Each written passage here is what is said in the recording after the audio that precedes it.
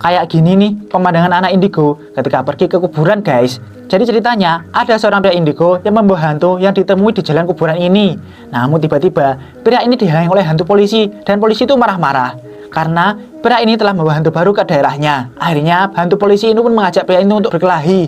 Tapi saat memukul hantu polisi tidak kena. Kan hantu guys. Lalu ketika hantu polisi itu mengeluarkan senjata dan menembaki hantu di kuburan itu, pria ini akhirnya kabur. Kemudian menuju pemakaman dari hantu yang ia temui di jalan tadi. Si hantu pun menangis melihat dirinya yang akan dikubur. Ketika ia ingin memeluk ibunya, tiba-tiba ia pun malah terjatuh. Hantu ini pun meminta pria indigo untuk mengeluarkannya dari sana. Tapi pria ini tidak menghiraukannya. Dia meminta agar dipertemukan dengan sang ibu sebelum ia menuju alam roh. Seekor ikan piranha yang tidak sengaja terbawa ke dalam kapal diletakkan di dalam akuarium untuk diteliti oleh para ilmuwan guys. Polisi pria ini menjelaskan pada profesor bagaimana ikan piranha ini muncul dan menyerang banyak pengunjung di danau. Dan setelah melihat penampakan ikan ini, para ilmuwan pun mengatakan bahwa ikan piranha ini adalah ikan piranha yang hidup di zaman purba.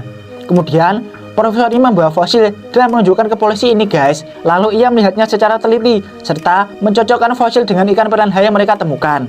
Tiba-tiba ikan piranha yang ada di akuarium pun melihat marah guys karena ia dikurung. Untuk menunjukkan keganasan ikan piranha ini, profesor memasukkan tangannya ke dalam akuarium itu.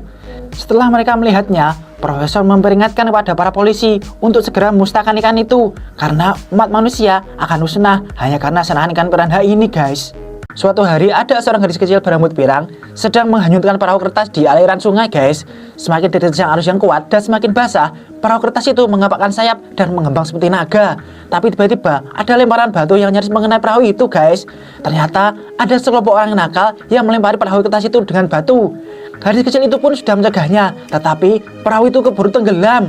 Melihat hal itu, gadis kecil itu pun marah dan bersumpah akan menghajar mereka semua. Tapi tiba-tiba sang kakak pun datang dan mengambil perahu kertas itu guys.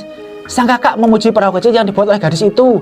Sang kakak pun bercerita dan bertanya kepada sang adik, "Kamu tahu nggak sih kenapa perahu itu bisa mengapung?" Sang adik pun jadi merenung mendengar nasihat dari sang kakak. Sang adik pun hatinya menjadi sangat senang dan hatinya terhibur.